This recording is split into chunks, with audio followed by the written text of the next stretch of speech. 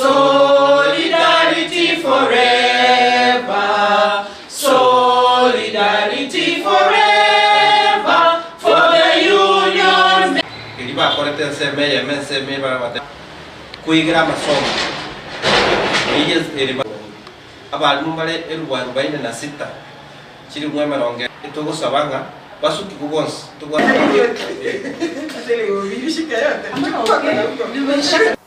And as a branch, we have agreed that we are supporting the initiative from the national office, and we are here today categorically directing our teachers that as from Monday, they should not go to school unless we give a different directive or opinion. And we are trying to urge our parents, let them stay home with their kids until further notice from us. Number one, we are demanding that the CBA 2021-2025 agreement which was made between us and the TSC, deposited in the courts, should be implemented 100%. And we knew it was to start from July, and therefore this is August. We are demanding that it must be implemented fully from that particular date, that is July. Secondly, we have our intern teachers. In our employment, we don't recognize the word interns. We only recognize two words. One is either by contract or by permanent and pensionable. And therefore, the 46,000 intern teachers comprising of both GSS and the primary section should be confirmed immediately. That is our request or our demand to TSC. Another issue which is affecting the teachers again most is about the third-party deductions which are done. We allowed the TSC to do it on our behalf or on behalf of the teachers, but it's become to be so unfortunate that for the last 5 months, the remittance which have been deducted by TSC is not submitted to the respective banks, circles, and other organizations.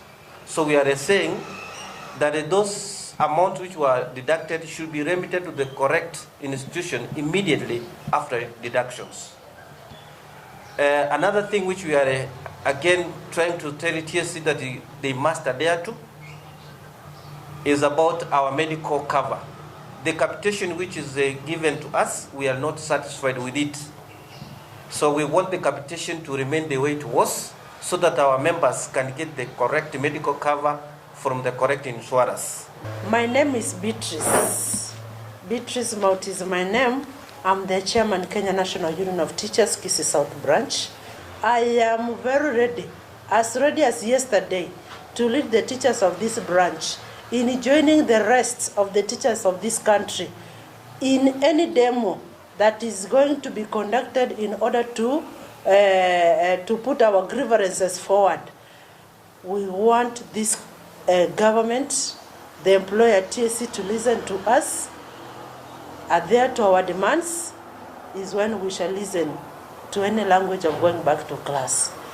The strike will be one of the strikes that has never been heard or has never been attended by teachers of this country if the government is not going to listen to us. It is not logical for teachers of this country. What was given to all civil servants, you find that it is only teachers who have been put aside.